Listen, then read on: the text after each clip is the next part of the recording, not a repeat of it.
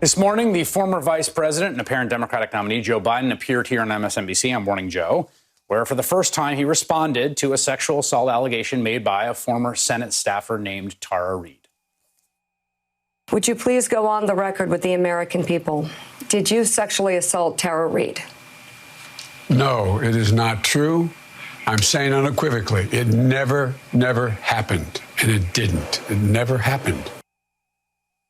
We covered this story earlier this week, a few days ago. Joe Biden had not addressed these allegations. Today, as you saw, he did. It was his first time directly responding to them on the record. A lot of people were unhappy with the fact that we even covered the story, which is why you may have seen the hashtag #FireChrisHayes trending on Twitter most of the day yesterday.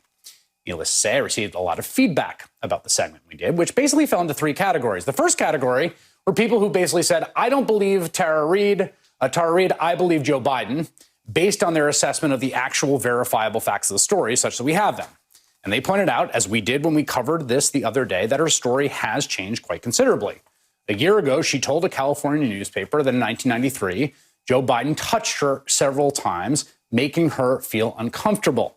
And then back in March, she made a much more serious allegation, claiming that in 1993, then Senator Biden sexually assaulted her, penetrating her with his fingers under her skirt.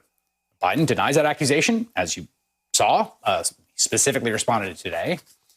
Tara Reade also claims that she complained to three other people who worked in Biden's Senate office at the time when she was there about harassment, not assault.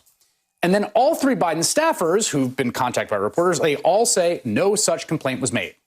Biden's then executive assistant was vehement in her denial, quote, I never once witnessed or heard of or received any reports of inappropriate conduct, period. Not from Ms. Reade, not from anyone. I have absolutely no knowledge or memory of Ms. Reade's accounting of events, which would have left a searing impression on me as a woman professional and as a manager. So the people that fall into category one say that the weight of those three people, those three staffers, plus Joe Biden, long record in public life, against what Tara Reade says about what happened at the time, leads them to conclude that she is not telling the truth. Now, the second set of responses I got was from people who fall into the I don't care category. Some that even use the phrase, we're in the midst of a national nightmare, the worst disaster in generations, and we just need to get rid of Donald Trump. Now, that is not the way that I think about analyzing this particular story, but it's an honest expression of how some people view the trade-offs and the stakes here. And then the third category, which I got a lot of, was the one that was the most disquieting to me, which is a whole lot of people pointing to various aspects of Reade's character or her writings or her politics as a kind of proof that she's not credible, that she's making it up. Oh, she didn't report this sooner. Or she said nice things about Joe Biden, her former boss at one point, so how could he have assaulted her? Or she supported candidate Bernie Sanders, so clearly this was just a political hit job. Or she said things that people find strange on social media, and on, much of it adding up to, you just can't trust this woman.